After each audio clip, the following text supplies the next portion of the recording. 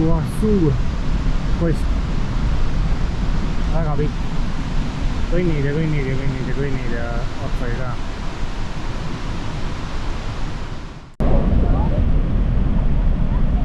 See on siis see põhiline vaateplatvorm. Tundub, et siin see kost vist lõpeb. Nii, kas me oleme sattunud mingisugusele koosolekule või mitte? Ohoo!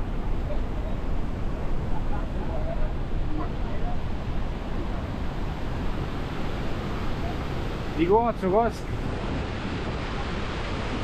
Ma ei tea, kas midagi on peale kuulda, kui ma räägin, aga päris huvitav. Me oleme siin põhivaatamiskohas.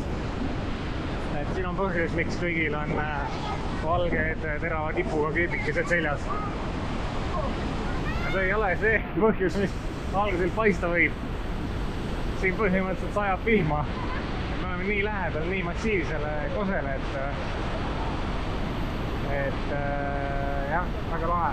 Linnud lendavad siin ja täna on natuke halb päev, et suht jahe ja külm on, et kõik see vesi, mis õhku tõuseb, jääb siia alla, et vaade ei ole nii selge, aga no üht-teist on ikka näha. Päris võimas ikka. Et loodame, et kaamera on veel kindel. Tegelikult on vist. Nii et jah, lähme tagasi.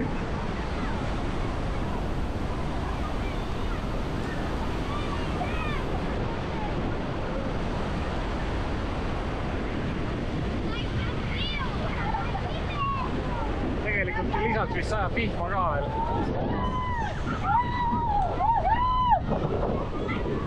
Müristab igatahes. Tuul on ikka võimas.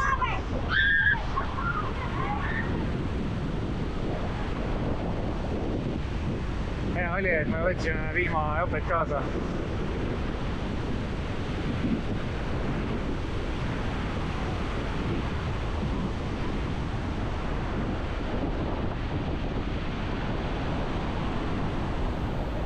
Siit saaks päris laheda lennu. Ilmselt viimase, aga oleks vähemalt lahe.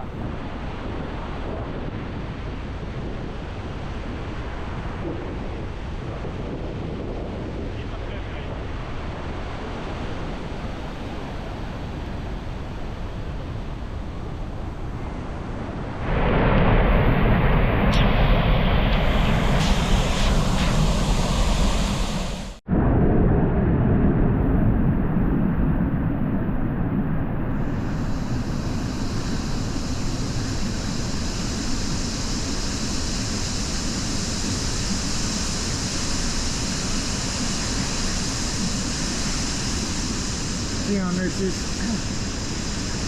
kõige parem vaatamiskoht, siis on mingisugust torni tulla piltiga üles